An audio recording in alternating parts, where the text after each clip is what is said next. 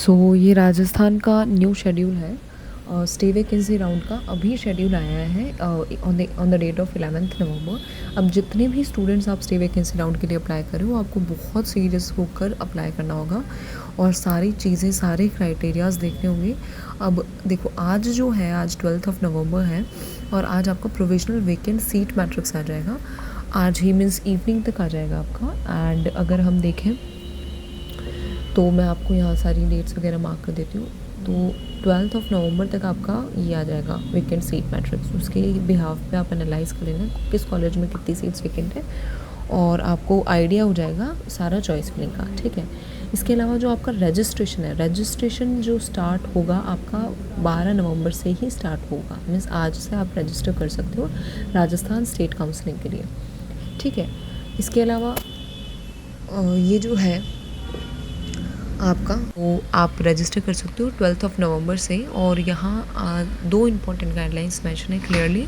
इन guidelines को आप check कर लो कि जो भी कैंडिडेट्स जिनको कॉलेज अलॉट हो गया है, ये मोस्ट इम्पॉर्टेंट गाइडलाइंस है। जिस भी कैंडिडेट को कॉलेज अलॉट हो गया है और उसने कॉलेज ज्वाइन नहीं किया है राउंड 3 के अंदर, तो आप पार्टिसिपेट नहीं कर सकते स्टे वैकेंसी राउंड के अंदर। बिल्कुल भी पार्टिसिपेट आप नहीं कर सकते। अपनी सीट को, आप राउंड 3 की सीट को, अलॉटेड सीट को आप नहीं छोड़ सकते हो, ये यहाँ पे क्लियरली मेंशन है। और जिन भी कॉलेजेस, जिन भी स्टूडेंट को अगर मान लो सीट अलॉट हो गई है, आपने ज्वाइन कर ली है और आप अपग्रेड कर रहे हो सीट को, अपग्रेड करने के बाद में आप स्टे में पार्टिसिपेट कर रहे हो, तो you are not allowed to participate in stray as well if you have applied for upgradation of college, ठीक है। तो दो यहाँ पे क्राइटेरियाज क्लियरली हैं। अगर आपको कॉलेज मिल गया है और आपने ज्वाइन कर लिया है और आपने उसको अपग्रेड के लिए डाला है और आप फिर स्टे में पार्टिसिपेट करना चाहते हो, then you are not eligible for stray vacancy round. और अगर आप फिर भी अप्लाई करते हो तो आपका सबसे पहले तो सिक्योरिटी चला जाएगा, 2 लाख, 5 लाख, 1 लाख, इतना आपने जो भरा है वो सिक्योरिटी आपका चला जाएगा।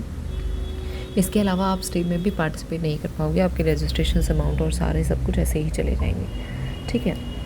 तो ये है आपका, वो ये आपके कुछ रिक्वायरमेंट्स हैं जो आपको फुलफ़िल करनी है, ठीक है। अब इसके अलावा आप अगर देखो,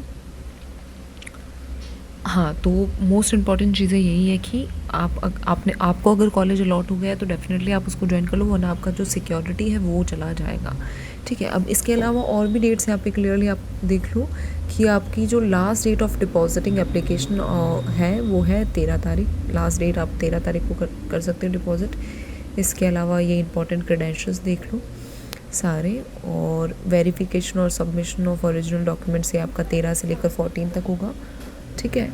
और सिक्योरिटी डिपॉज़िट जो आपकी होगी, सिक्योरिटी डिपॉज़िट आपकी 14 से लेकर 16 तक होगी बाय 5 PM ऑन 16, ठीक है। आपका 50,000, 2 लाख, 5 लाख, ये सारा आपका सिक्योरिटी अमाउंट है depending on the categories and the type of colleges. कौन से में आप जा रहे हो, MBBS के लिए जा रहे हो, BDS के लिए जा रहे हो, NRI कैटेगरी, मैनेजमेंट कोटा के लिए, ठीक है। प्राइवेट कॉलेजेस के लिए 5 लाख है और 1 लाख है डेंटल कॉलेजेस के लिए, ठीक है। आपका चॉइस फिलिंग जो स्टार्ट होगा 14 से स्टार्ट होगा 16 तक। 16 को चॉइसेस ऑटो लॉक होना स्टार्ट हो जाएंगी, तो मेक श्योर कि आप ये सही से देख लो, ठीक है। तो ये आपका सारा है। और इसके नीचे ये जो है, ये मोस्ट इम्पॉर्टेंट, ये आपका मेरिट लिस्ट आ जाएगी 16 को, मतलब 16 को आपका रिज़ल्ट आ जाएगा। और आप देखो तो यहाँ पे ये सारी आपकी चीज़ें मेंशन है। इसके अलावा रिपोर्टिंग और ये सारा verification of documents college, allotted college में जाकर आप 18 से 20 तक कर सकते हो। अब जो नीचे जो मोस्ट इम्पॉर्टेंट चीज़ें दे रखी हैं, ये नीचे गाइडलाइंस दे रखी हैं, जो ये गाइडलाइंस आपको फॉलो करनी है। यहाँ से कितने सारे रूल्स हैं जो आपको लेने हैं, 1 to 8, फिर ये सारे ऑलमोस्ट 11 है। इनमें से मोस्ट इम्पॉर्टेंट चीज़ें तो यही होगी कि आपको अगर बाय फर्स्ट अगर देखो सारा आपको डॉक्यूमेंट्स वगैरह कैरी करने हैं। सेकंड आप देखो, for participation stray vacancy mandatory candidates come for document verification candidates are requested to submit valid documents. All fresh candidates ST SC category से बिलोंग करते हैं वो अपना चार्जेस पे करें। Candidates allotted upgraded in round 3 not joined but are not allowed to participate in stray round. Candidates having joined status after round 3 will not be allowed to participate in stray round.